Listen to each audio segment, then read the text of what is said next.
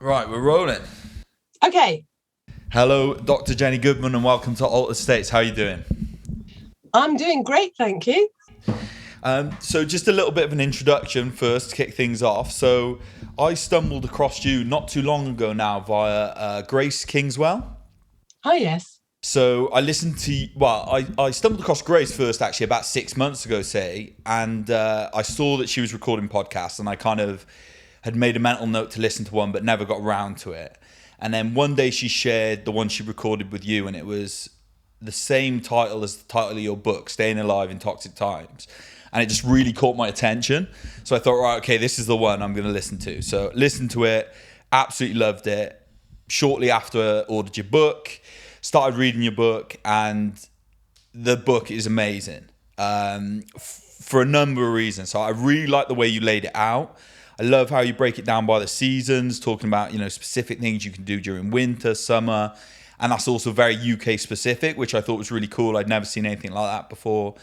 I really liked how you gave advice for different age groups as well. I thought that was really cool. And I liked how you broke things down in terms of environmental and nutritional medicine.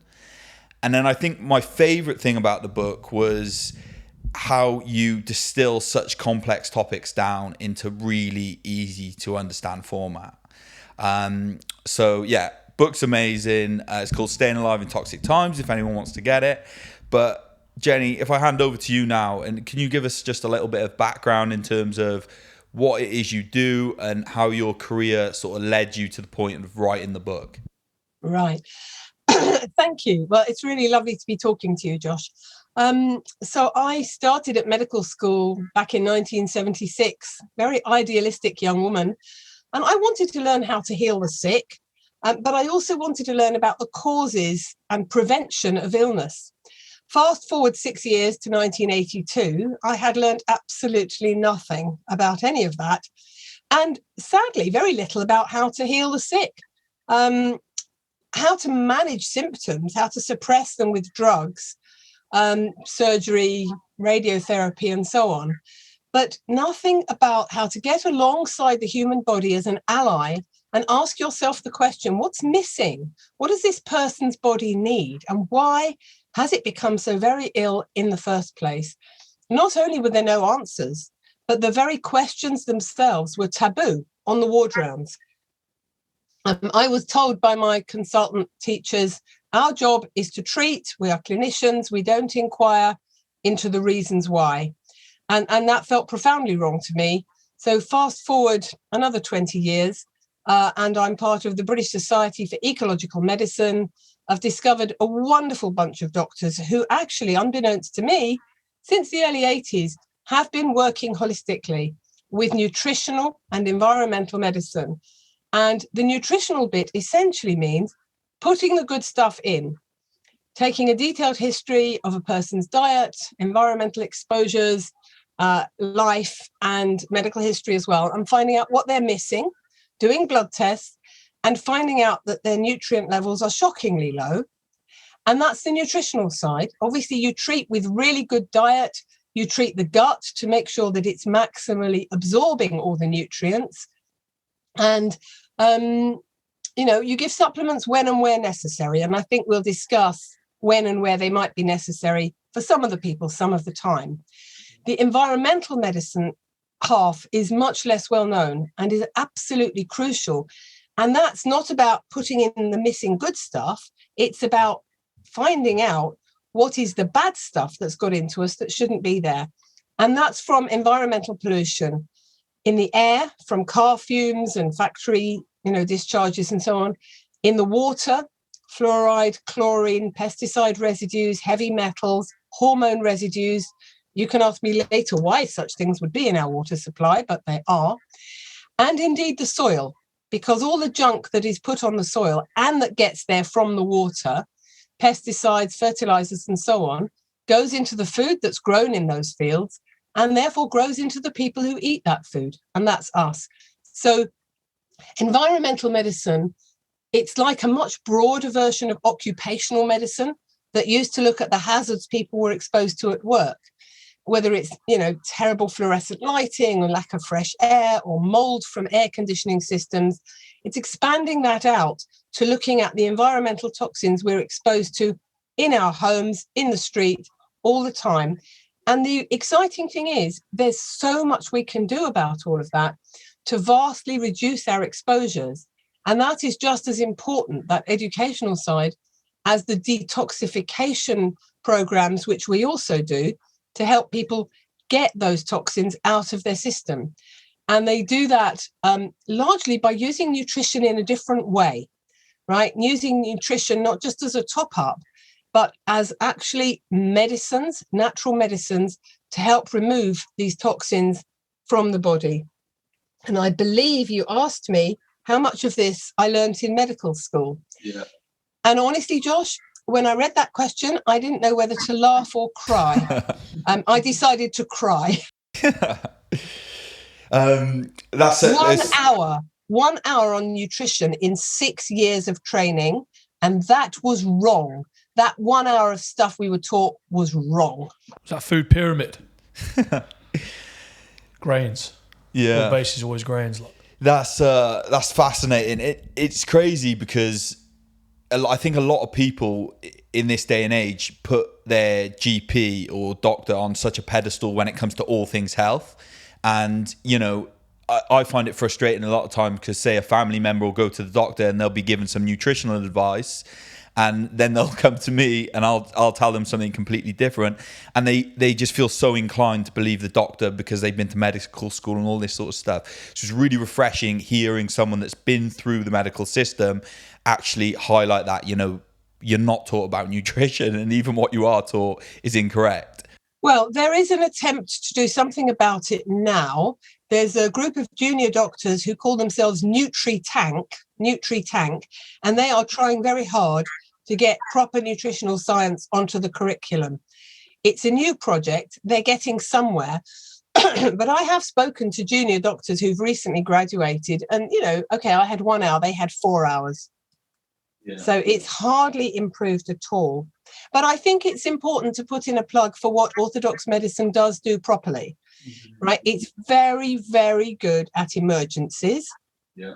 If you're unfortunate enough to do what I did and, fall in a hole in the road that shouldn't be there and break your ankle, they are very good at fixing that for you. Yeah. They're good at treating heart attacks, but not at asking why you had the heart attack in the first place and how you can prevent a second one. They're brilliant at treating emergencies, but the thing is, what we're mostly living with now is chronic illnesses that go on for years or decades that may not kill you, but can make your life very miserable, whether it's rheumatoid arthritis, multiple sclerosis, and many forms of cancer, many autoimmune conditions, IBS, Crohn's disease, chronic fatigue, all those sorts of things, which are to do with pollution and poor nutrition and crazy lifestyles.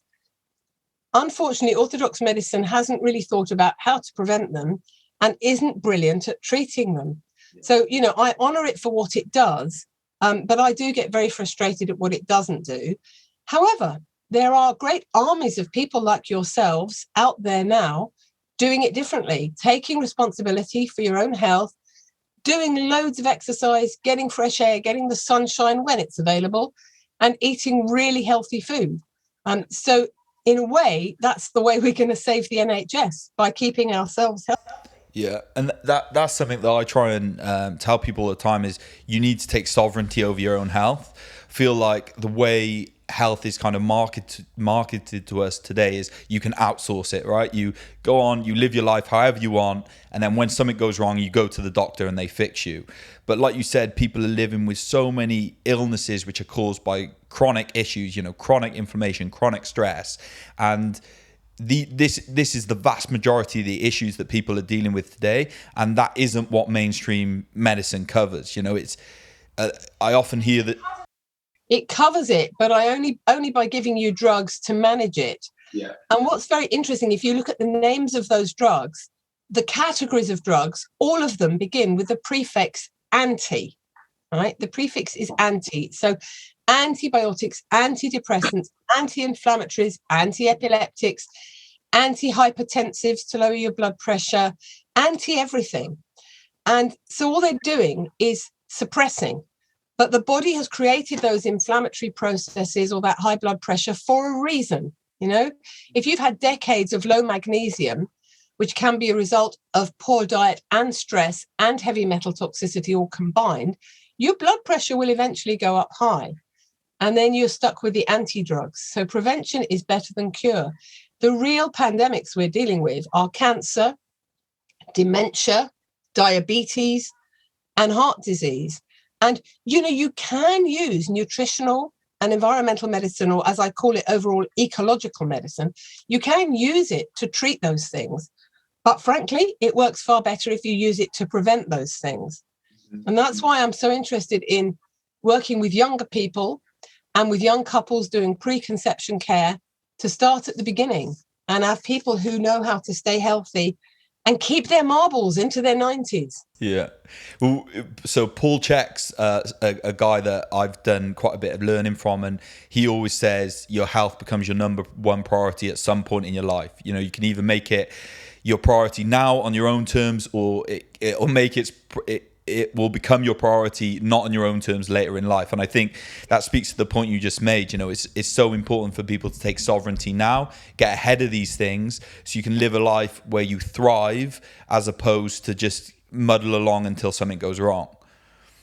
I think that's really important because there's a spectrum of health, isn't there? From complete, vibrant, happy well-being at one extreme to being desperately ill and bedridden at the other. And conventional medicine is only trying to get you from the really bad end to somewhere in the middle. It doesn't have any concept of vibrant, radiant health. And, you guys in your 20s and 30s and 40s, that there is such a thing. And that, if you do loads of exercise and eat really well and meditate and look at what's causing you stress in your life and move away from that, you can feel fantastic. You can feel better than you ever knew it was possible to feel. So, yeah, we do need to shift the paradigm. Yeah, 100%. We need to shift it to healthcare as opposed to sick care, which is where we're at the moment. Yeah, but I'd like to slightly take up your point about health sovereignty, right? And I know it's really trendy to say, yeah, my health is in my own hands. I'm going to do all these good things, which you do and which I do, to make myself healthy. And that is true, but it's only half the story, because the other half is all the pollution that's out there making all of us sick. So if we're really at a deeper level going to take our own health into our hands and the health of future generations into our hands, we need to be campaigners as well as keep fit people, right? As well as looking after our own health individually, we need to be campaigning against the air pollution that is killing children with asthma, that is damaging children's brains, is damaging adults' brains. We're inhaling those toxic particles if we live in a city. If we live in the countryside, but near the fields of a non-organic farmer, we're also being contaminated with pesticides. And there's a limit to what you can do as an individual keeping yourself healthy in those situations. So I do think all of us concerned with health should be concerned with other people's health as well, in that a new spirit of public health, which is about fighting pollution, fighting the fact that they want to put fluoride in our water supply. Those what do they say the reason things. is for wanting to do that, for the fluoride in the drinking water? What's the mainstream reason that's been given there? The rationale. Yeah, the rationale, sorry. is that it's good for children's dental health, that it's good for children's teeth. And it has been very touching, hasn't it, to see our Prime Minister, we know he loves children and takes care of them, to see his sudden deep concern for children's teeth. Pardon me if I'm a little bit cynical, but firstly, the evidence that it protects children's teeth is extremely slim. And I'll come back to that in a minute. But the evidence that it damages the brain, the thyroid, the kidneys, the ovaries, and the bones is very, very strong. Much of it's been documented in a book called The Case Against Fluoride by Dr. Paul Connett, Connett, a book well worth reading. So there's loads of evidence that it's very dangerous, and it doesn't occur naturally in the human body. You know, like aluminium and mercury, you have to ask yourself, would these be found naturally in the human body? No. When they're there, they cause huge problems.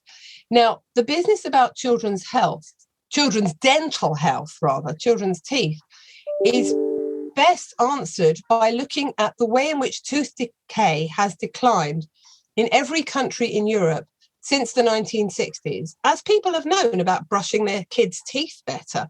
Now, it's declined just as fast in the countries that never put fluoride in their water as it has in countries like the States of America, where they have put fluoride in the water. So, yeah, dental decay in kids is coming down, but the stats show very clearly it's nothing to do with fluoride. Yeah. Now, my personal experience with this, as I've seen a lot of children in my practice, is I see children from all over the UK and Europe, right? And a lot of them have neurodevelopmental disorders. And I have been really struck over 20 years by the disproportionate number of those children that have come to me from Birmingham and the West Midlands with neurodevelopmental disorders. Now, they can't quite fit it into a category. It may be autism, it may be global developmental delay. And they have bone disorders as well that almost look like rickets. And it's not just vitamin D and calcium deficiency. All of these kids from Birmingham and the West Midlands, well, they have had fluoride added to their water supply for something like 60 years or longer. And if that's a coincidence, I shall eat my hat. It's crazy, isn't it? So, Jenny, if someone's listening now and they're thinking, I drink tap water, you know, at the moment they're drinking tap water and they're worried about, you know, consuming this fluoride, what are some things people can do to avoid it? There's several things you can do. First of all, don't go out and buy bottled water that's in plastic, because you'll be replacing one problem with another. Secondly, remember that even if you're not in the West Midlands, even if you're not in one of the areas of Britain where they've already added fluoride to the water, all of our water has chlorine in it. So we have to deal with both of these things together. Now, the chlorine is added to get rid of bacteria. Okay, we don't want dangerous bacteria in our water, but having added it to get rid of the bugs, they ought to then remove it. They don't. So fluoride and chlorine are both halogens. They push iodine out of the body. And iodine is vital for the health of the breast, the prostate, the thyroid, the salivary glands, the stomach, for all our cells. Okay, so the first thing to do is to make sure you're eating foods that contain iodine. And there are very few. Basically, fish and seaweed. Anything that comes from the sea contains iodine. We evolved from the sea. So if you're a vegan, you must eat lots of seaweed. And if you're eating fish, that's great. Keep eating the fish. There are issues there we can talk about. But you have to be either doing that or taking a kelp supplement. And this is where nutritional and environmental medicine come together. So the bad stuff, the chlorine and the fluoride, and also bromine that outgasses from new synthetic furniture because it's in the flame retardants that by law must be in there. All of those push iodine out, and we push them back out by having iodine in our diet. Yeah. And there are situations in which an iodine supplement is appropriate as well, but you have to be careful with it. So, you know, kelp is safer because it's tiny dose. But beyond and above that, sadly, we're all going to need to get water filters. Mm-hmm. And you can buy them. And I recommend some good makes in my book. And we have to fit them. Now, it's problematic for young people who are in rented accommodation because they can't go re-plumbing the landlord's kitchen and bathroom. But they can get a countertop water filter, which will help. And if you own your property, I would recommend plumbing in a whole house water filter, because much as you don't want to be drinking chlorine and fluoride and the other junk that's in the tap water, you equally don't want to be bathing and showering in it. Now, I know these things are expensive, but it's less than the cost of an average holiday. And I think it's worth doing. Yeah, 100%. Jenny, what would what brand of countertop water filter would you suggest? Because we've actually had quite a raging debate that's been going on for some months about which the best one to get is. Yeah, it's a difficult one because the best ones are definitely plumbed in. But what I would say is write to the manufacturers of any water filter you're thinking of getting, whether countertop or plumbed in, and say, does it remove halogens? Right, that's bromine, chlorine, and fluoride. Yeah. Does it remove heavy metal residues that sadly are in the water as well? Does it remove pesticide residues? Does it remove hormone residues? Now, why should there be hormones in the water? Well, because all the women taking the pill and all the women taking HRT, and possibly now we've left the EU, all the animals that will be injected with hormones to make them grow fatter and faster, those people and those animals are peeing that out into our water supply. Now, the water companies will say they're very careful to take out bugs, but I'm not sure they take out those residues. And similarly, all the people and the animals that are taking antibiotics, that gets into the water table, all that may get into our water supply. So quiz the company and say, which of these products does your product remove? Yeah, that point on the just on the us leaving the EU and animals now being able to inject, because that's something with the company that I own. We sell a lot of like organ meat capsules and this sort of thing, and that is one of the things that we support massively is regenerative farming practices. And it's crazy now to see how now we're leaving the EU that we're allowed, people are starting to be able to use hormones and stuff on the animals, but at the same time there is this movement back towards regenerative farming. You're seeing farms like Piper's Farm. We had a butcher on last week, Andy Maunder, who's local to us down here in Exeter, who's doing some really good stuff. And I think when we talk about not just looking what can we do further than just ourselves, is supporting these sort of practices, because ultimately if people commit to, right, okay, I'm going to buy, say, less meat, but the meat I buy is from regenerative farms, then these are the farms. If people aren't buying factory farm meat, the factory farms are going to go away because they're not going to be able to get any money. And that's how you can do something for yourself, which is also going to ultimately benefit others. Yeah, you're absolutely right. And I'm very much hoping that in my next book, I will be able to put a lot of pages into making the links between regenerating the farms and regenerating the humans. I was very lucky indeed in June to speak at a regenerative farming conference called Groundswell. Loads of wonderful farmers completely committed to changing over to regenerative and organic and natural methods of farming that don't beat up the soil, that allow the earthworms to thrive, that leave the nutrients in the soil and don't require horrible artificial fertilizers and all of that. And by the way, this connects with the fluoride issue, because where do we get the fluoride from?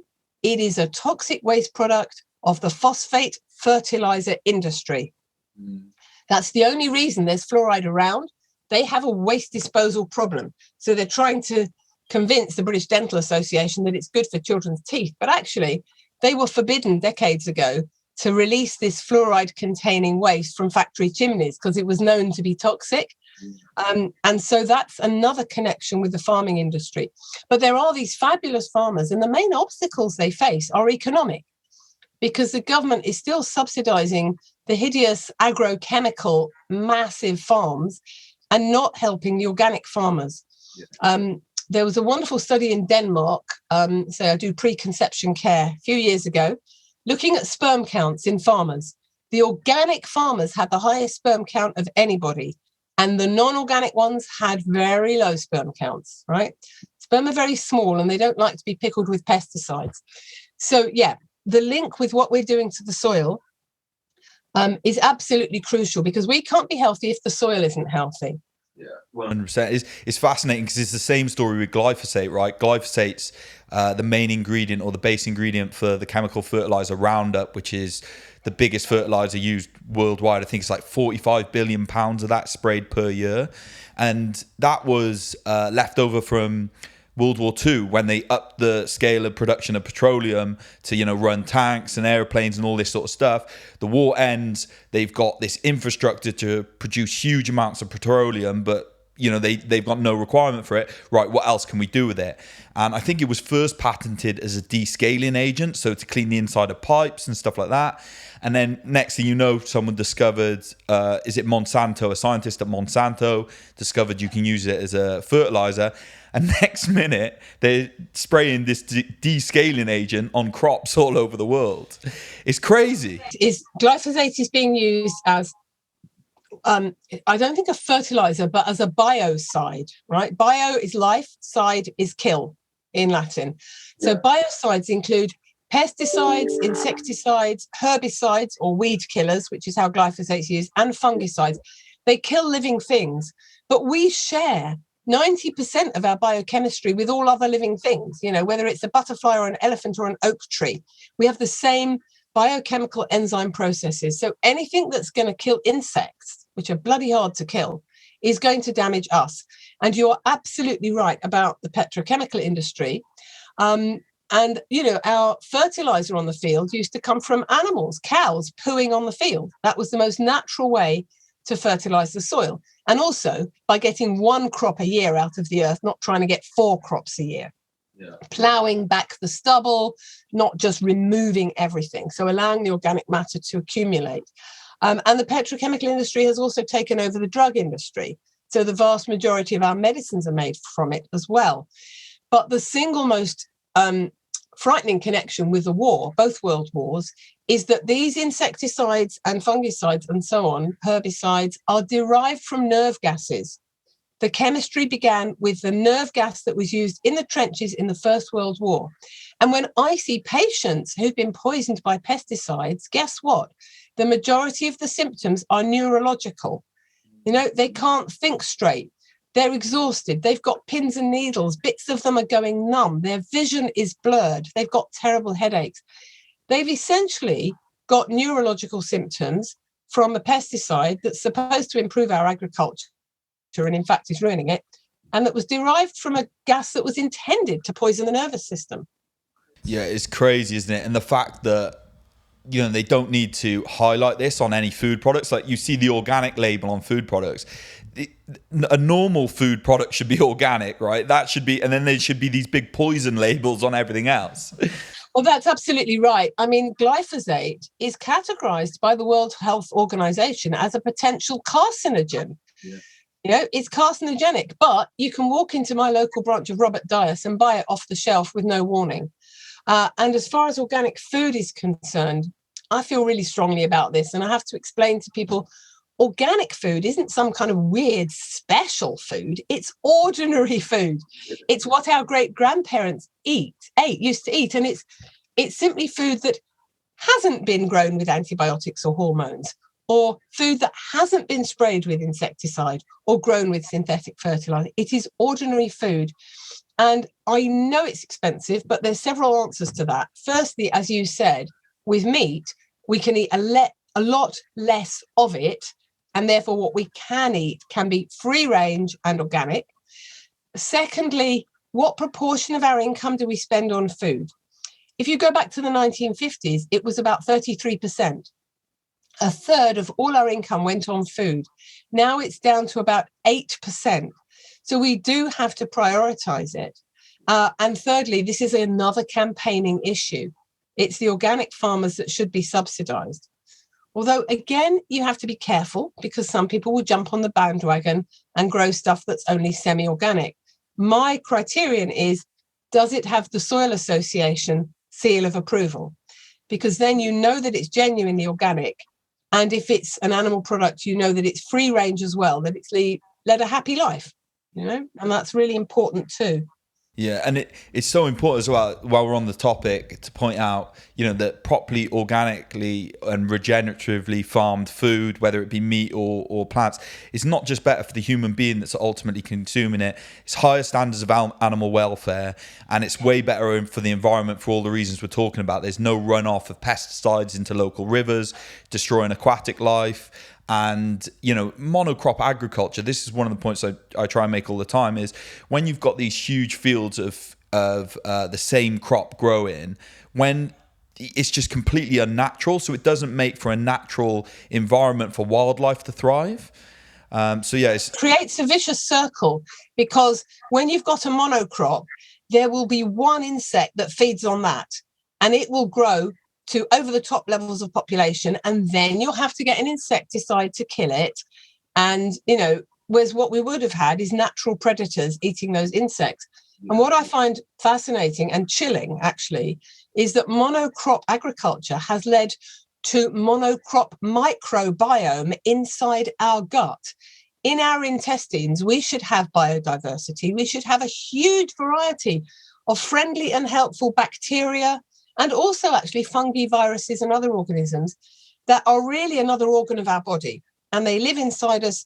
They make the immune system work. They make the digestion work and all of that. But they're becoming monocrop as well, because just like we're putting, insecticides on the fields, we're putting antibiotics into our system, or we're eating the food with pesticides on it, which comes to the same thing. And what I find when I do stool tests on people is that same lack of biodiversity, that you cannot separate the ecological issues from the human health issues, which is why, my last chapter in the book is called Tox Detox, and the subtitle is, you can't poison the planet without poisoning the people. Mm-hmm. And conversely, you can't heal the people without healing the planet. So that's why we call this ecological medicine. It's ecological in the sense that it's seeing the whole body as one joined up ecosystem. Like your painful arthritic knee may be connected with your irritable bowel, which may be connected with your skin rash. And the 3 different specialists the NHS would send you to will never even speak to each other and join those dots.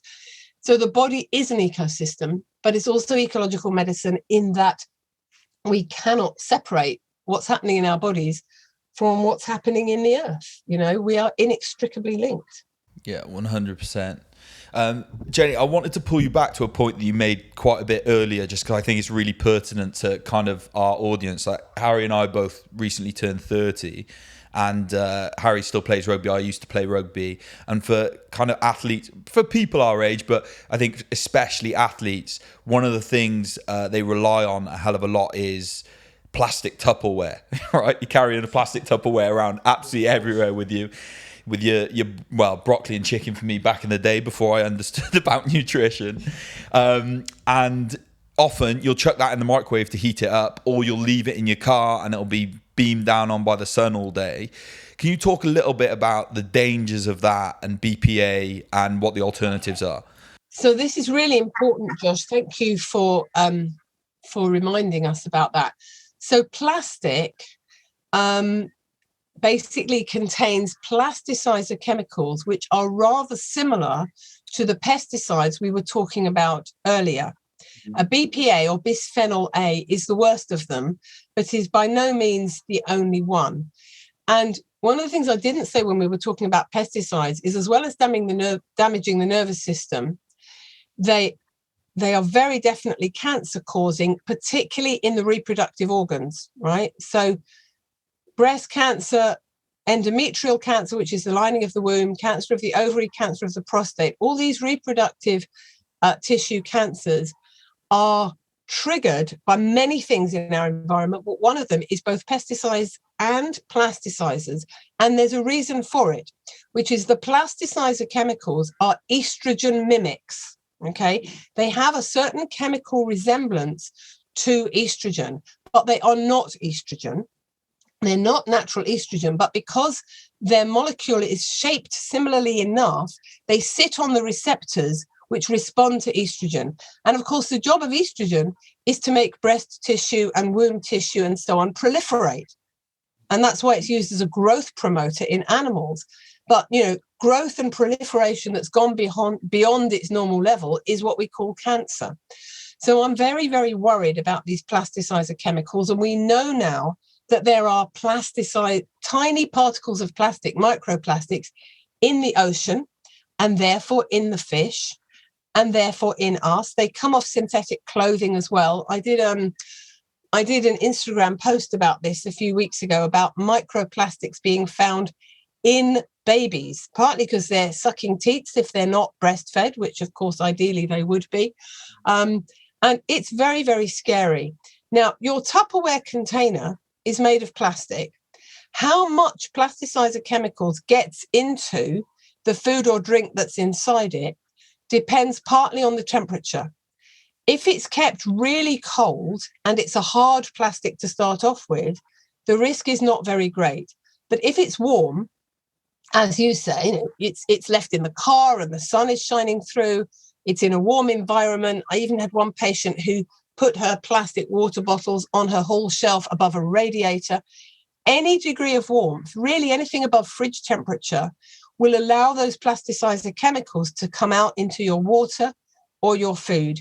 They certainly mess terribly with young women's menstrual cycles. They have a potential impact on fertility. And they're encouraging excess growth, which is cancer, in the reproductive organs. Now, do you know any women with breast cancer? I don't know. Not personally, no. Okay.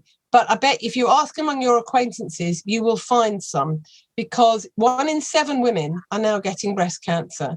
And when I was a kid, it was very, very rare. It is a bit of an epidemic, and it's happening younger and younger and younger. It's happening to women in their 20s now, not just women in their 70s.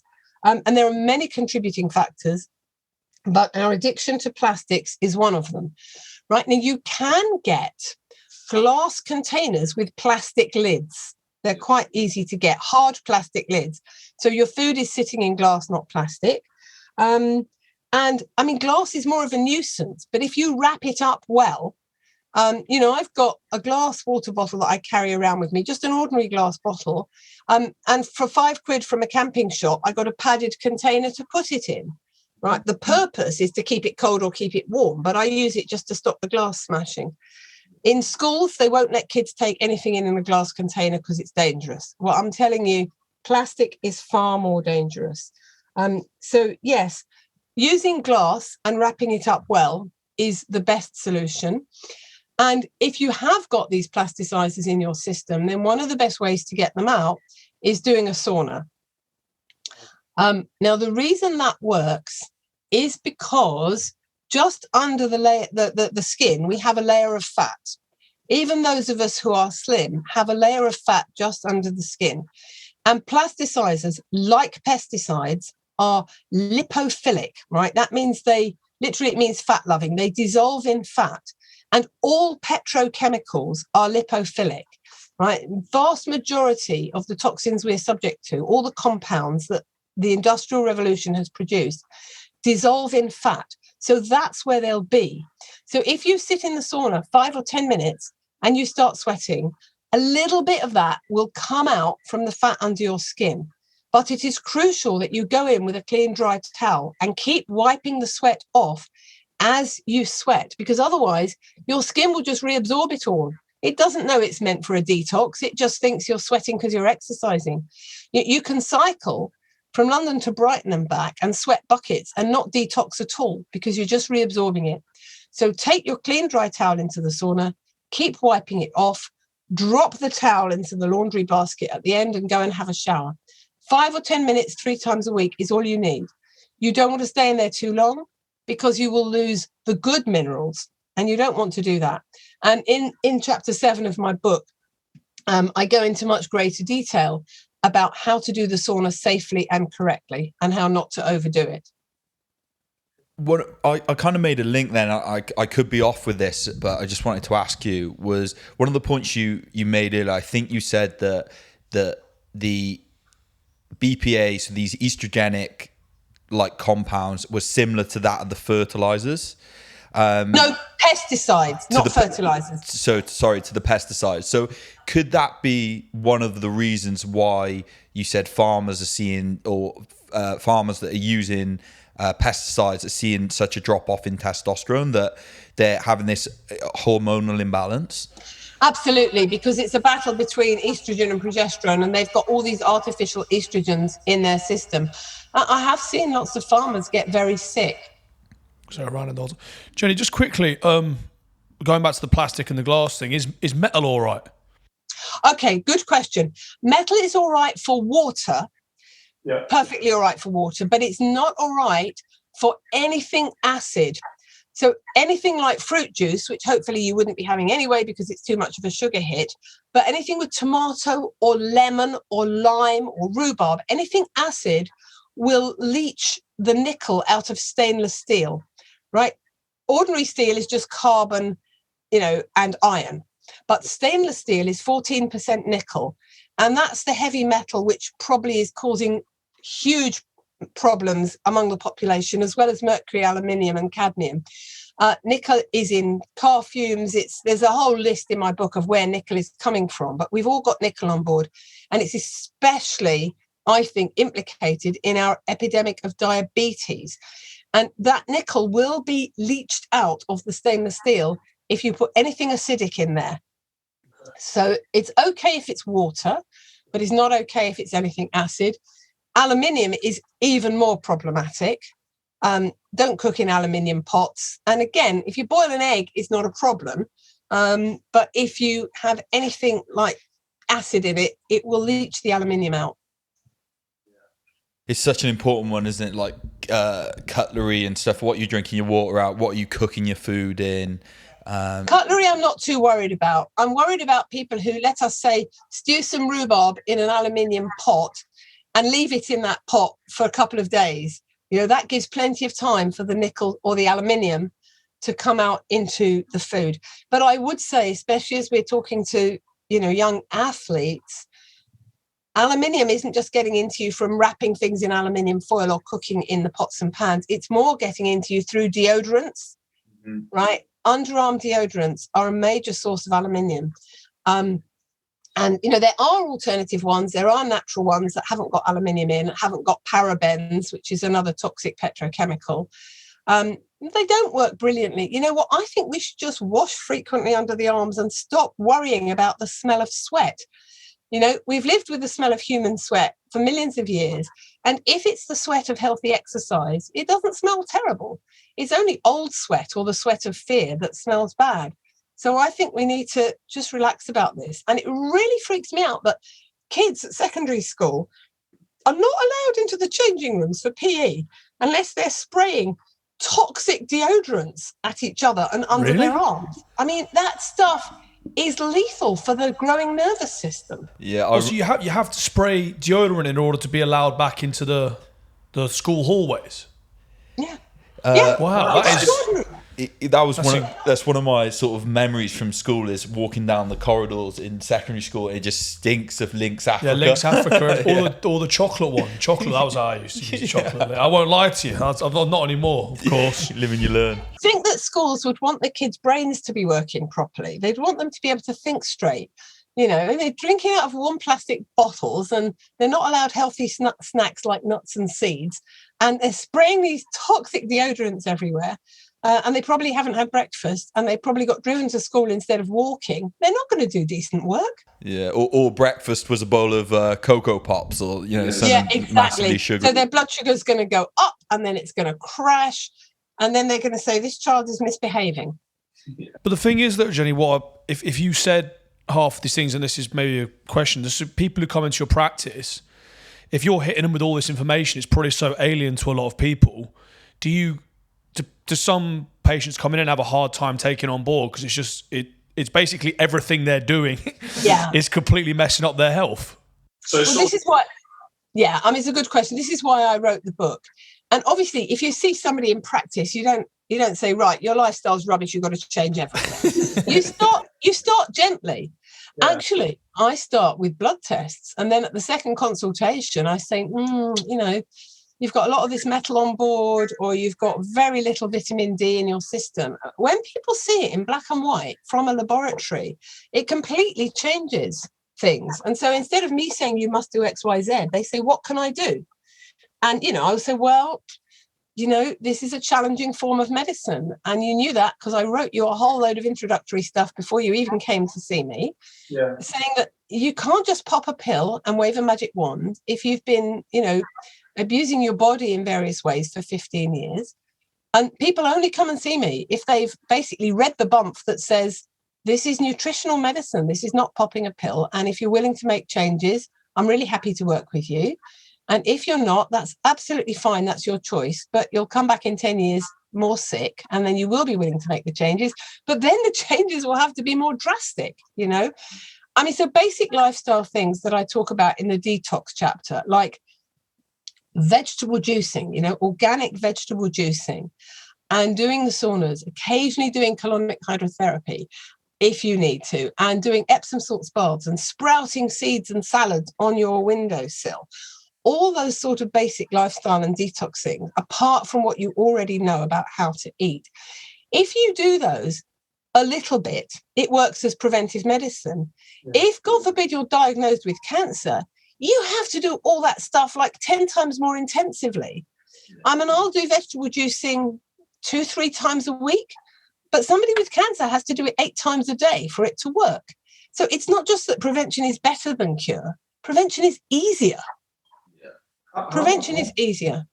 How this is maybe quite, I don't, this sort of just to sound like a provocative question. So how much, cancer do you think is, it's just pure bad luck, or it's self-inflicted effectively? Okay, so cancer has been with us for thousands of years, but it's been a rare illness. And now the estimate is 1 in 2 of us will die of cancer. And I don't understand why we're failing to be profoundly shocked about this. If we're going to be panicked about any pandemic, it should be cancer and dementia, right? So this is epidemic. And I want to address the major argument that's often put forward about why it's the case. We are told we're living longer, and that's why. Now, there's several problems with that argument. Firstly, we're not actually living longer, right? Because what they say is, if you look at the average age of death in 1850 or something, it was 40 or 50 years old. That's true. But that's because the average takes into account child mortality.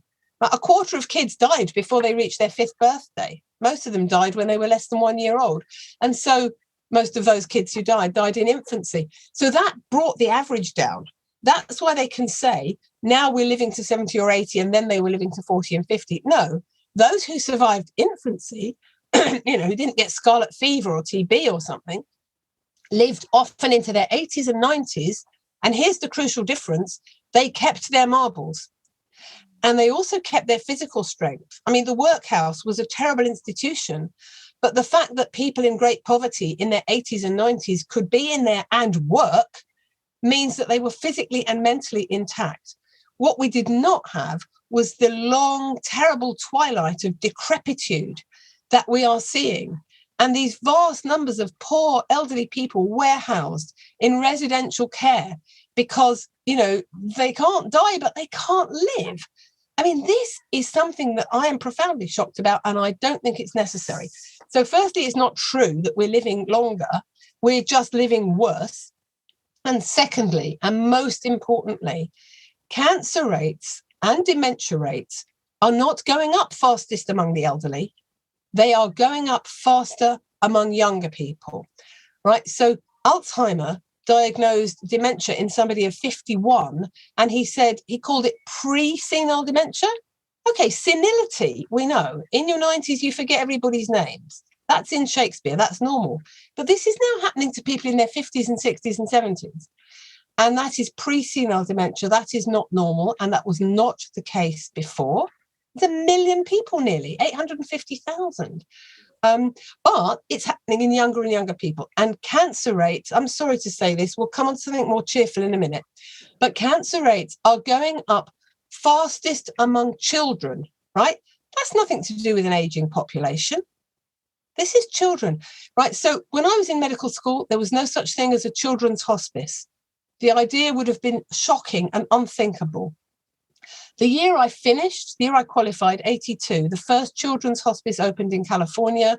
And now my high street is full of charity shops raising money for a children's hospital. What is going on? Children are dying of cancer. And this is the pollution and the poison that we're putting in the earth.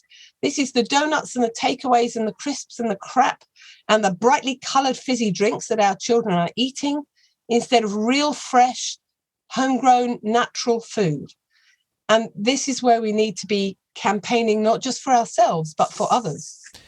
Something I saw the other day, which plays into this, was, and I can't remember the exact figures, but it was astonishingly big number of toxins that are passed through the umbilical cord from the mother into the child. Do you know much on this, Jenny? Yes, I have a whole chapter on preconception care because more and more babies are being born with terrible problems. And you see, the way we've evolved, the body didn't anticipate the Industrial Revolution, right? Evolution didn't know it was going to happen. And so the placenta is designed to transfer all the nutrients from the mother into the baby through the umbilical cord. And the body has no way of knowing whether that's good stuff or bad stuff in there. You know, we spent millions of years as hunter-gatherers, and so the body assumes it's just the good stuff you got from berries and meat and fish and roots and shoots. So everything goes through the placenta. There is no filtering process because evolution didn't need one. Are you with me? And so the good, the bad, and the ugly, it goes through to the baby. In a really ironic way, the placenta acts as a detox. Any toxins in the mother go straight through to the baby. And I have had patients who came to me after they'd had a child with terrible problems, who had been ill, right? The woman had been ill and she had got better during pregnancy. She felt so much better during pregnancy for a really tragic reason. She was detoxing into the baby. And then the child is very, very ill. So what I do with preconception care is I say, look, however desperate you are, however many years you've been trying, even if you're 42, wait. Give me a year to detox you. And that's the man as well as the woman, by the way. And we'll get your nutrition tip-top. We'll get all your vitamin and mineral levels and essential fatty acids to the top of the range. We'll get all those nasty toxins out of you, but you must not get pregnant while we're doing it, right? So once somebody is detoxed, you then wait 4 months because that's how long it takes the egg and sperm to mature. And you want them to have matured in an already clean and detoxed body. Then you make a healthy baby. You know, my office is covered in pictures of healthy babies from people who'd been trying. And, you know, it's heartbreaking, but it's also heartbreaking to have a baby with serious problems. And we're seeing more and more of that. Yeah, and almost on the opposite end of the spectrum to people passing the toxins through the umbilical cord. Our friend had a child recently, and they would stay in the hospital, and they're now giving vitamin K injections to the baby. And in my mind, the first thing was thinking, well, surely if the mother's not deficient in vitamin K, then the child's not going to be deficient in vitamin K. Yeah, I mean, what they're doing is, and they were doing it when I was at medical school, so it isn't new, but the problem is they're not getting proper informed consent. And believe me, when you've just given birth, you're not thinking that someone's about to jab this thing into your baby. And so you're not in a position to say no, because you don't even realize it's happening. If you give birth in hospital, of course, it's not a risk if you give birth at home. There is a very, very rare disease, 1 in 10,000, called hemorrhagic disease of the newborn. And the vitamin K injection is designed to prevent that. And this is an example of mass medication to prevent something that's incredibly rare. So there's a concept in medicine called number needed to treat, NNT.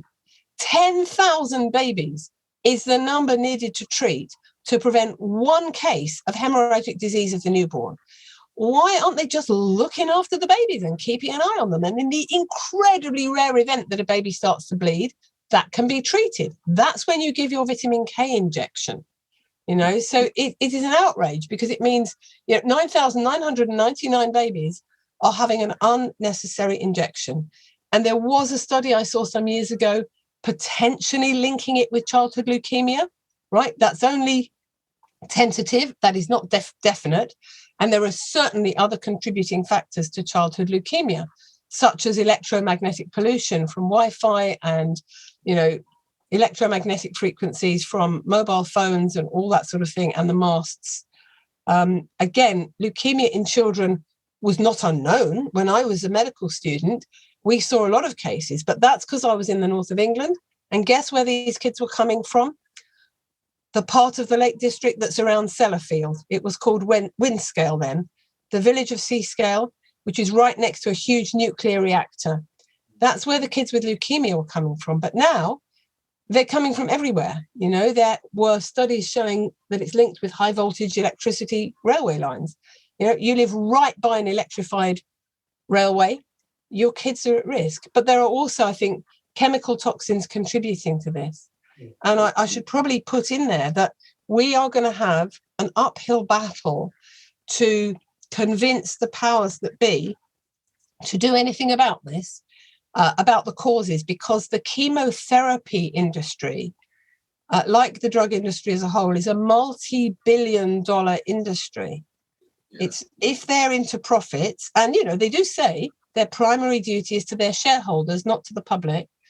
If their prime concern is profits, they don't want us to be healthy. They don't want the kids to be healthy, you know? I know it sounds terrible, but I can't otherwise understand why it's so difficult to get the word out there about safe nutritional medicine and healthy ways of living. Yeah, it's like the odds are stacked against you, really, isn't it? You're being marketed from every angle to be unhealthy, and you've really got to take it into your own hands to, you know, to be healthy against all these odds, like you said, EMFs and all the environmental toxins, all the bad stuff that's in our food. It's not an easy task. And that leads on to really why some people need nutritional supplements some of the time. Yeah. You asked me earlier, do we need supplements? And the answer is we should not. Mm-hmm. We should not need supplements at all, because we should get everything we need from our food and the sunshine. And if you're lucky enough to live on an organic farm so that you can get all your fruit and veg, not only organic, but local and fresh, so it hasn't been stored and packaged and wrapped in plastic and irradiated to keep it artificially fresh on the shelf for 3 weeks. If you can eat like that and you get plenty of sunshine, so let's say you work outside in short sleeves and shorts the whole of the summer, then you don't need any supplements. But for most of us, we live and work indoors. We may get our food organic, but it's not fresh. Even if it's from the local farm, it's not just come out of the earth 2 hours ago. And even if we're eating food from an organic farm, how long has it been organic? Because the problem with our food is not just that soil has chemicals in it, but that it's been depleted of its own nutrients in the way we discussed at the beginning. So your portion of broccoli, let's say 60 years ago, had enough magnesium and calcium to give you your day's supply, but today it hasn't. So even if we're eating the right foods, if it was grown in depleted soil, you know, it could be a nice organic farm, but they took it over from a farmer who had depleted the soil. It takes some years to get the nourishment back into the soil. It does happen. That's what regenerative farming is about. So some of us need supplements some of the time. And, you know, the subtitle of my book is A Seasonal Guide to Lifelong Health. Yeah. There's a winter chapter, spring, summer, and autumn chapters. And I think in the summer, most of us shouldn't need any supplements at all. But in the winter, I think we all need a vitamin D supplement, because there's just not enough sunshine in Britain to get us through. And you know, the highest level of heart disease in Britain is in northwest England, where there is also the highest cloud cover. And cloud cover means that the good rays from the sunshine can't get through, even if you are working outdoors, which most of us are not. So, yeah, we need vitamin D because we live in an inclement climate. And unless we live outdoors all year round, we really need it through the winter.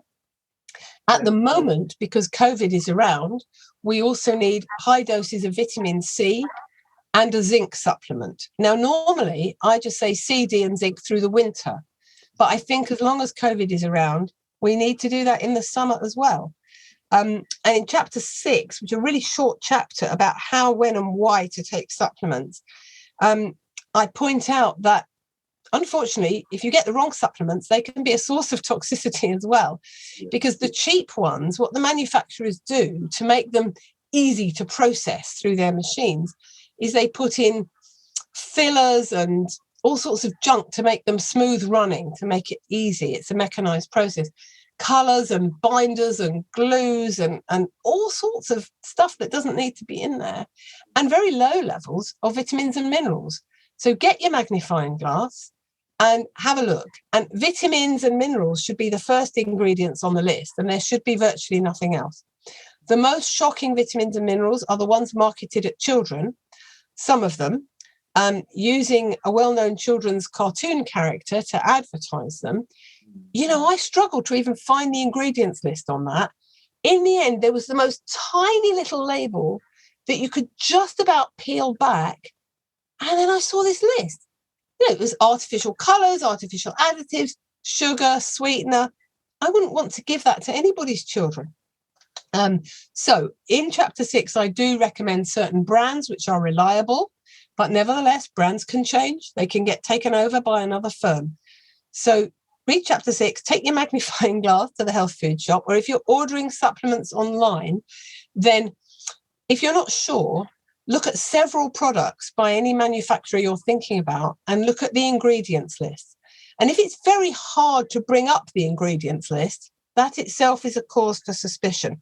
So it's a minefield, but yeah, we need C, D and zinc. We need magnesium to relax our muscles and our minds. Yeah. And you can get that through putting Epsom salts in the bath. You can get it through a supplement, and you can also get it through having lots of leafy green vegetables, sometimes cooked in the winter and raw in the summer. Jenny, in your experience from doing, however many blood tests you've done with clients over the years, how often do people turn up with nutrient deficiencies? Is it every time? Yeah. Well, obviously, I'm not seeing a vast majority of people being totally healthy in the first place. They come because they're feeling sick. Yeah. I mean, yeah, I do preventive medicine where I can, but I'm not seeing a kind of fair sample of the population, perhaps. But I find zinc and magnesium deficient in every single child with ADHD and autism and asthma. And that's what I see a lot of. So, yeah, zinc and magnesium almost always low. And it makes such a difference replacing them. I also see iodine deficiency quite a lot, and occasionally selenium, but you have to be careful with selenium. We do need it for our immune system to function, but it's easy to overdose. So I would only ever take selenium for a couple of months of the year, usually in the winter. But if you want to make sure you've got good selenium levels the rest of the year, you can just eat a couple of Brazil nuts. Yeah. Really? They're in oysters, isn't it, selenium? Kidneys is also a good source, yeah. Sorry? Kidneys are also a good source of selenium. Yeah. And, I mean, interestingly, hunter-gatherers, when they kill an animal, they eat the whole animal, not just the muscle meat, which we eat. So they would eat the kidneys and the liver, heart, brain, bone marrow, the fat, which is full of all the fat-soluble vitamins that we need, and all the minerals, and we throw this stuff away and call it offal, which is completely insane. And I think if we ate all those bits of the animals, we would need a lot less meat. Because a lot of people are craving meat because they're really craving the whole meat that our ancestors would have eaten. Muscle meat, it's got protein, but it's the least nutritious. So we do need to overcome our squeamishness, I think, those of us who are carnivores. And, our hunter-gatherer ancestors would only have caught an animal maybe once a month. That's all they needed because they ate all the parts of it. Yeah. The rest of the time they could be vegan. Yeah, and it's the same in the animal kingdom, right? When you see an animal hunting, first thing they'll do is they'll eat the innards, they'll eat the heart, they'll eat the liver, and it's the leader of the pack that gets that stuff. Yeah, exactly. But we do need to reclaim that and overcome a certain squeamishness. I mean, people are now eating that stuff dried, desiccated in a capsule. Yeah, well, that's exactly what we do. But a word of warning, I mean, I would only eat the liver and so on, particularly the liver, from a really organic animal, an animal that had been reared on an organic farm from birth, because the liver is the organ of detoxification. So if it's not an organic animal, all the toxins it's been exposed to will be in its liver, because its liver will be busy processing them. So it is crucial that that be organic. Yeah, well, that's literally exactly what we do here. We do like a nose to tail supplement range. And so it's like heart, liver, kidney. We've got a whole bone extract, and it all comes from regeneratively farmed. And the reason is, you know, these are the most nutritious parts of the animal, but in modern environment, people struggle to eat them. So, you know, we wanted to give people an alternate. If they did struggle with these foods, they didn't want to introduce them, they could get these things into their diet. But, you know, somebody needs to, and not me, by the way, I'm not volunteering, but somebody needs to write a cookbook with recipes for those parts of the animals. I actually got one for Secret Santa.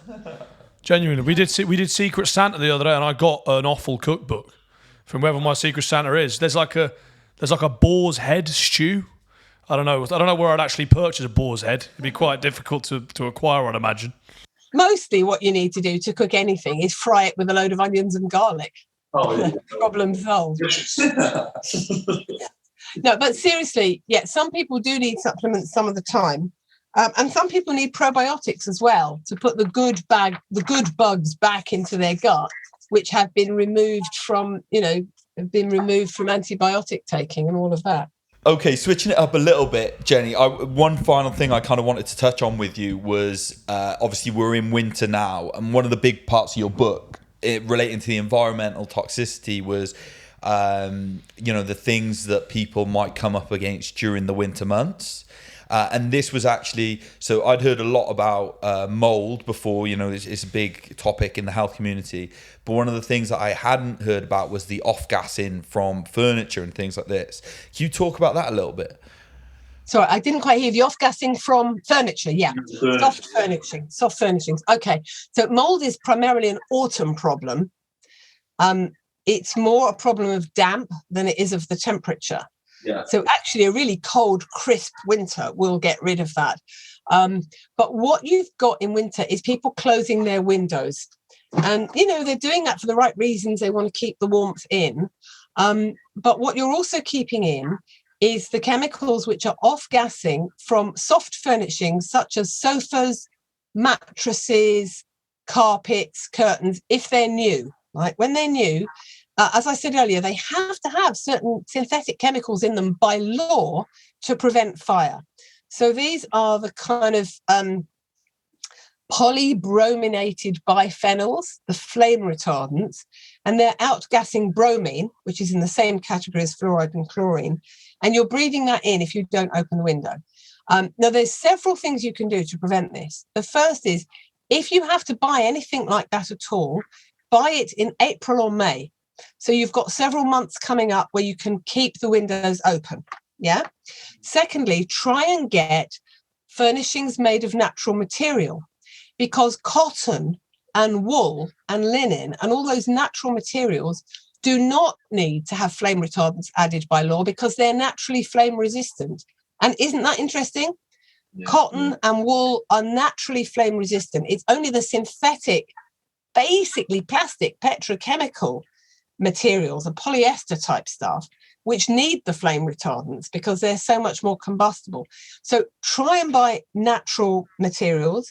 And if you've got to have hard furniture, like let's say wardrobes, something like that, try and get real wood, not chipboard or MDF, because that stuff is outgassing formaldehyde, particularly when it's new. So it's actually an argument for getting things secondhand. Because if it's secondhand, your sofa, it's already done its outgassing. What I wish the manufacturers would do would be to let you say, yeah, I want that sofa, but I'm coming to collect it in 6 months' time. Leave it in your big, airy warehouse so that it can outgas. There are a couple of companies that do organic mattresses, and I mentioned them in chapter 7 of the book. And of course, the mattress is the most important because you're lying on it all night and you're breathing in whatever's in it. And it is now possible to get organic mattresses. And yes, they're expensive, but what price your health? I have had some people get very sick from a brand new mattress, usually when they bought it in January. Yeah, makes sense. And you never, ever close the bedroom window unless you live virtually on a dual carriageway. Yeah. It's a toss-up between the outdoor pollution and the indoor pollution. But yes, everything that applies to letting these outgassing substances go out the window applies to mold as well. Yeah.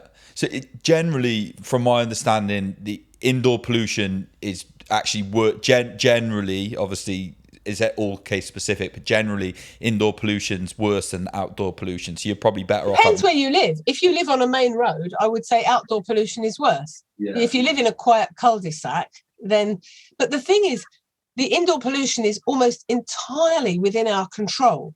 You know, you choose what kind of flooring, what kind of furniture, you choose to open your windows.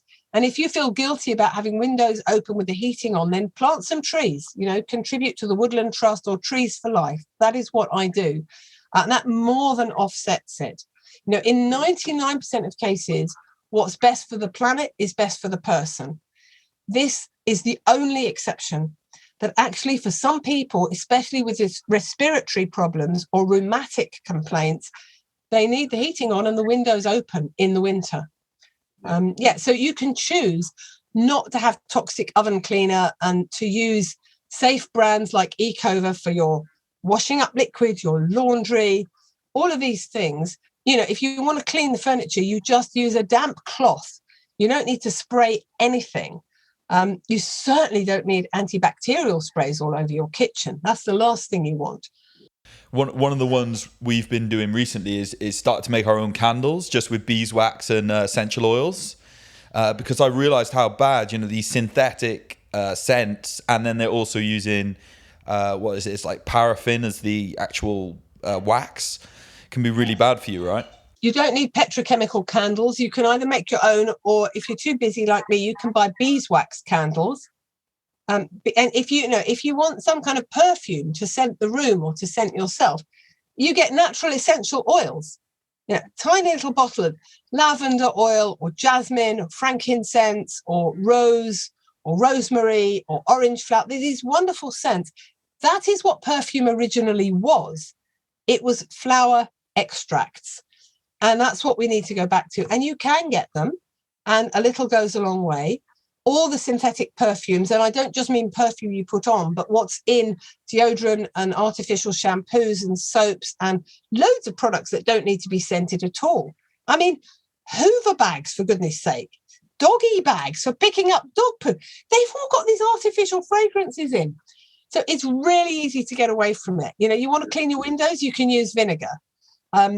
And in the book, I recommend alternative ways of cleaning and having these cosmetic products in the bathroom, under the kitchen sink, and so on. But I also recommend a book which has a lot more detail about how to do it. Pat Thomas's book, I think it's called Cleaning Yourself to Death. It's how not to clean yourself to death. And we're all being too fanatical about hygiene anyway. Just give it a wipe with a damp cloth and get on with it. Yeah, that's one of the biggest changes we've made here as well, is we've started making our own kitchen top spray. I say we, Izzy's doing it, my girlfriend. But because when you actually buy those bottles, you use it, obviously you've got all the negative side effects of having the chemicals getting on your skin, breathing it in. But then after, it takes about 4 gallons of water to clean the bottle out, so you can put it in the recycling. Yes, if you just make it yourself, you use the same bottle for forever. Exactly, because these are persistent organic pollutants, right? POPs. They're actually designed to be almost indestructible. And that's the problem with petrochemicals. But all you need to clean your kitchen worktop is a hot, wet J-cloth. I mean, that is all you need. Yeah. You can use beeswax to polish wooden furniture. And, you know, if your kids have been playing in the garden and they're covered in dirt, then assuming your garden is organic and not full of pesticides, and assuming that they haven't been touching dog poo or cat poo, then they don't need to wash their hands before they have their tea. You know, they need to wash their hands if they've been on the London Tube, because that's toxic dirt. Yeah. Right, Jenny, I've got 2 final questions to wrap things up, and they're kind of random ones that I just picked up throughout the book, didn't really fit into the other categories.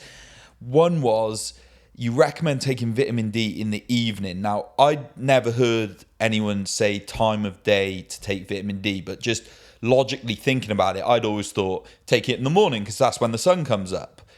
But you recommend in the evening. I was just wondering why. Okay, this is not an absolute, but there are 2 reasons why it's a better idea. One is Okay, it's not sunshine. It's not the same as sunshine. It's more equivalent to vitamin D we would get from food. And of course, the main food source is oily fish, mackerel, sardines, salmon. Of course, there are huge issues with how the salmon is obtained. But mackerel and sardines and all those oily fish would be your natural food source of vitamin D. So it's not equivalent to sunshine, unfortunately. It's just as close as we can get in this godforsaken climate. It is better absorbed in the evening. It goes into the bloodstream and into the bones, which is where you want it. But the other reason is to do with sunshine, okay? Let's say you take your vitamin D at breakfast, and then you go outside with your sleeves rolled up, as they are, and let's say there is a bit of sunshine.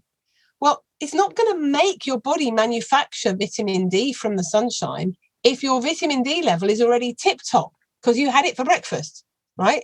So if you take it at breakfast, you go out in the sun, your blood level of vitamin D is nice and high. The body thinks, oh, well, I don't need to bother turning that cholesterol under the skin into vitamin D with the sunshine because I've already got tip-top level. Do you see what I mean? Yeah. So if you take it in the evening, then the next morning, you can maximize the benefits of any sunshine that does break through the clouds. That is a great answer. Vitamin D will be taken in the evening from now on. Done. You've solved And me. the other thing is, take it with your magnesium. Magnesium is also good to take in the evening because it relaxes the muscles and improves your sleep. And vitamin D and magnesium help each other. Yeah. Okay, great. And then the final question was, a lot of people, you're seeing a big movement, or at least I am in the kind of echo chambers I live on social media towards the carnivore diet, and people are talking a lot about, mainly Paul Saladino, a doctor from the US, about anti-nutrients in vegetables, right? And it kind of made sense to me, but at the same time it didn't. I'm the son of a greengrocer, so I've always eaten fruit and vegetables by the bucket load. And kind of my thoughts were, if you're getting your fruit and vegetables from an organic regenerative farm where the soil's healthy, it's going to have a lot of nutrients in it, and any sort of anti-nutrients in it is going to weigh out the negative effects. I agree with you. Go on. Sorry, go and finish. But what I was unsure about was, say you're getting your vegetables not from an organic farm, is it better just not to have them than to have them not from a non-organic? Okay, it's a bit of a nightmare question. I don't accept that you can't get organic. Yeah. I really don't. Everybody can afford an organic box. I've had people sit opposite me in the consulting room and say, oh, I can't afford to eat organic. Oh, by the way, can I reschedule my next appointment because we're going to be in Barbados? You have got your priorities ass upwards. I'm sorry. That's a very expensive way to get your vitamin D. That's very nice to go to Barbados. But, if you eat less of everything, you can get an organic veg box. And I just think it should be absolute priority. Don't get anybody anything for Christmas. Just send them a card saying how much you love them and say you're saving your money so that you don't have to poison yourself at dinner, right? So you can get organic veg. If people are still especially where you are in Exeter, I mean, you're down the road from Riverford in Totnes. Yeah, well, that's literally what we do. We have the Riverford small organic veg box, turns up every week. It's put on our doorstep. I think it's 17 quid, something like that. It's the perfect amount for me and my girlfriend. Nothing ever goes to waste. And the other thing, because we choose the local seasonal box, it's changing with the seasons, which is kind of cool because it makes you experiment with your food and try different stuff and play around with recipes. And they give you recipes as well. So if there's some strange vegetable you've never seen before, they tell you what to do with it. And what that means is you're eating what's in season, and that's good for you. It's also good for the planet because none of it's been imported, by plane or train or ship or any of that. So it's much better for the planet. But also what you get is you get variety. And our gatherer ancestors would have eaten about 1,000 different types of vegetables in a year. So this issue of, are the vegetables problematic? Occasionally, some are for some people. That's an idiosyncratic allergic reaction, which you can easily discover by doing the suck it and see method, which I explain in my introduction. You find out what agrees with you and what doesn't. There's a very simple method for doing it. But I think that if we have a wide variety of vegetables, then no particular vegetable would become problematic for most of us. Now, if you live on nothing but spinach juice for a month, your body's going to start reacting against spinach. If you live on absolutely nothing but celery juice for a year, it will become a problem. Spinach and celery are fantastic, but you use them in moderation, in rotation. You don't use the same things every single day. Now, I would say if you're going to juice your vegetables, it really should be organic. Otherwise, you're just concentrating the pesticides. But other than that, you want to aim for freshness and variety, as well as for it being organic. Now, the thing everybody worries about is that spinach has got oxalate in it. 90% of the time, when I have a patient with oxalate sensitivity, it turns out that most of the oxalate in their system is not coming from spinach consumption. It's still there when they stop eating the spinach. The spinach is exacerbating an existing problem, which is that the unfriendly bacteria in their gut are producing too much oxalate. This is all about cleansing the gut, cleaning up the diet, cutting out the sugar, and using, if necessary, herbal antifungals to get rid of the candida or whatever other kind of unfriendly organism is in there. Easy to do these stool tests through Doctor's Data or Genova or one of these companies and find out the balance of good and bad bugs.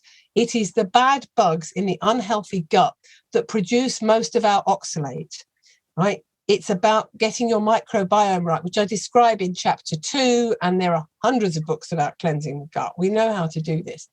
So spinach isn't the culprit. It's about the microbiome. And I would advise a huge variety of every kind of vegetable, cooked more in the winter, raw more in the summer. But even within that, salad and juice is better at lunchtime, and the cooked veg are better in the evening. And you get different benefits from the different ways of doing it. So if it's raw, you get far more of the antioxidants and the vitamin C and all those phytonutrients that we're all just discovering. But if it's cooked, you absorb the minerals from it much better.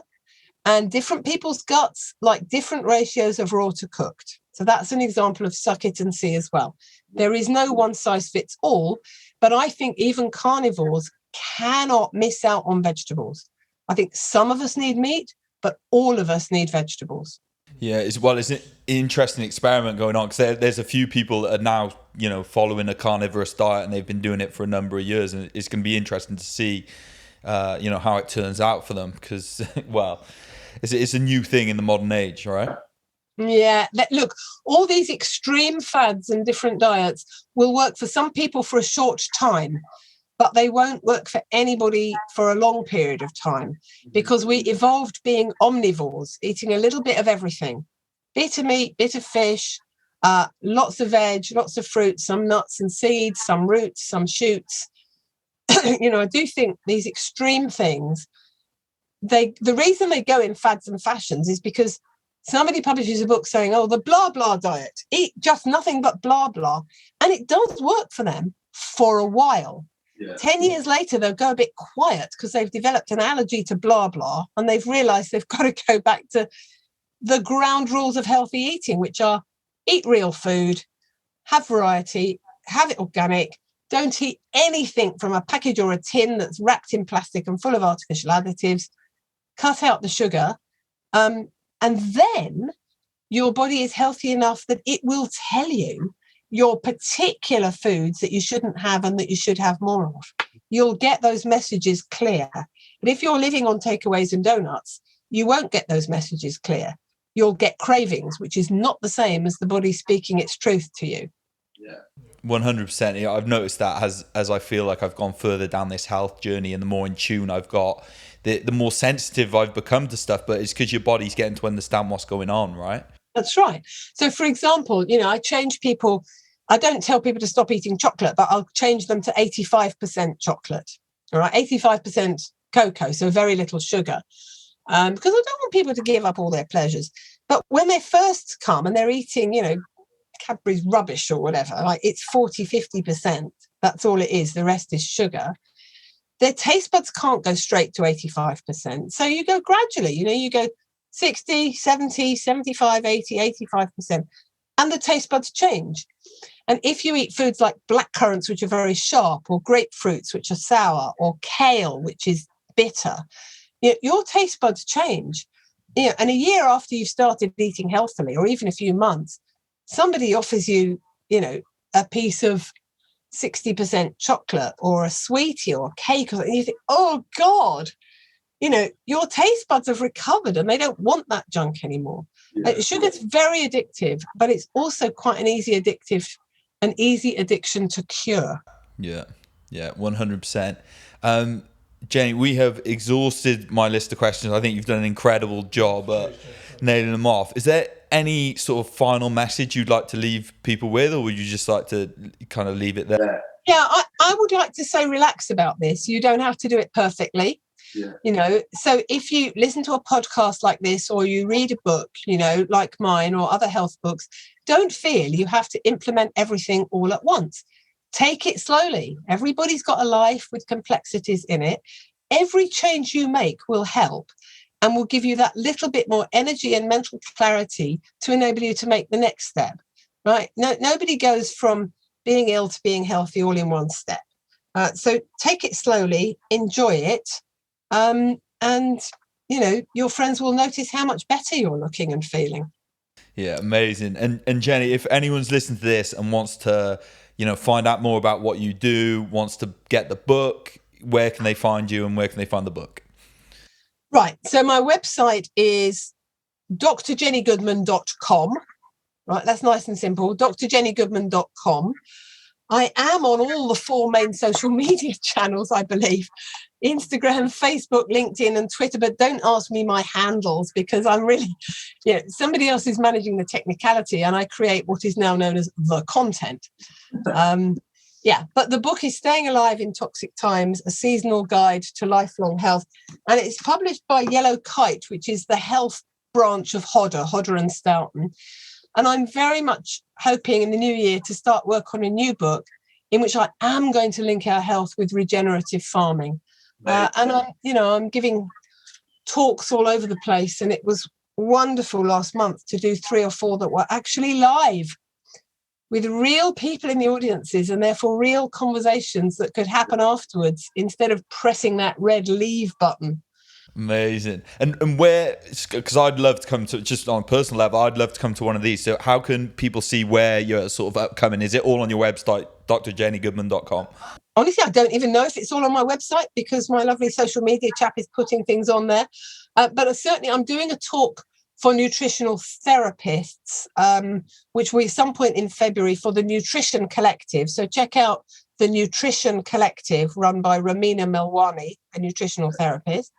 And I've done the Oxford Literary Festival, and we'll be doing that again in March or April this year, the Oxford Literary Festival.